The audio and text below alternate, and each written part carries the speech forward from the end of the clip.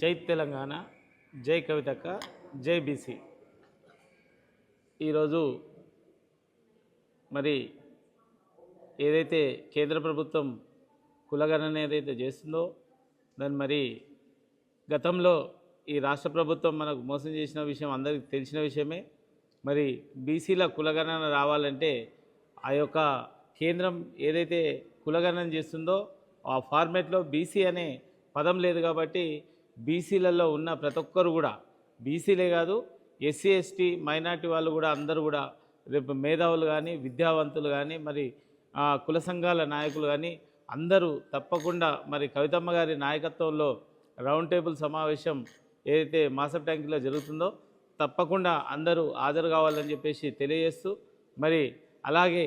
ఖచ్చితంగా మరి అందరూ కూడా బీసీ నాయకులు అందరూ కూడా బాధ్యత తీసుకొని మరి ఎవరినైతే ఇన్వైట్ చేసినట్టుంటే వాళ్ళందరి మరి మరొకసారి